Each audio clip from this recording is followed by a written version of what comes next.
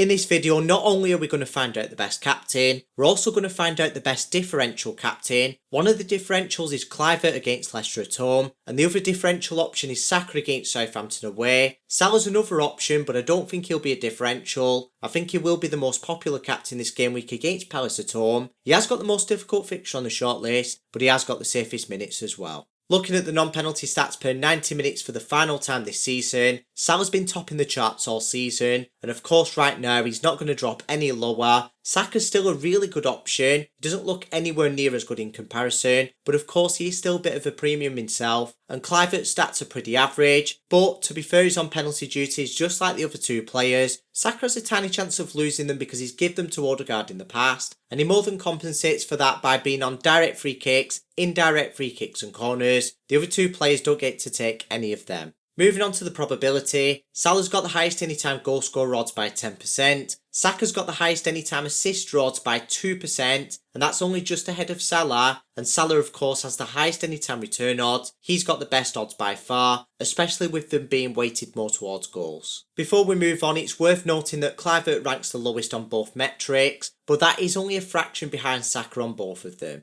It's the same story on the points projections. Salah's well ahead of the other two players, and there's not much between the other two, but Kluivert trails on both data models. The difficulty of the opposition's defence does swing it though. Both Kluivert and Saka face promoted sides, or should I say relegated sides, and there is a slight advantage with Kluivert that he's got the home advantage, but it's not enough to compensate for how poor Southampton's defensive numbers are. They're actually the worst in the league. There is something that levels the playing field a little bit though. I don't know if Palace are going to be that bothered about this match. They might rotate because they've just won the FA Cup. But at the same time, I still think a Palace rotated defence is better than Southampton's and maybe even Leicester's. Before we conclude on the best captain and the best differential captain, which could be the same by the way, we're going to carry out a quick risk assessment. All three players have had a decent amount of recovery. Salah played 90 minutes in his last match, like he always does, and that's promising. Saka played 75, that's not too bad. His minutes have gone up recently, and there's no matches after this one, and the match before this one was a full week before. As for Kluivert, his minutes have been a lot riskier recently. He only got 45 in the last match, 45 in the match before that, but funnily enough, in isolation, he's actually got the highest expected minutes this game week, and that's because all three teams have absolutely nothing to play for. Liverpool can't move in the league, Arsenal can't move in the league, but Bournemouth can, and maybe that's the reason. But to be fair, there's practically nothing between them, so they all have decent expected minutes, but nowhere near 100% reliable. They are usually near 90 for Salah every game week, probably similar to what they are right now for Kluivert and Saka though, to be fair. In fact, Saka's are probably the highest they've been for quite a while. These expected minutes are from FPL Review that pulls data from various sources, but this isn't actually my opinion. My opinion is that Kluivert's got the riskiest expected minutes, then Saka, then Salah. Now, I'm not saying that Salah's guaranteed that he'll play the full match or anywhere near that, or that Kluivert will barely play at all. That's just my prediction.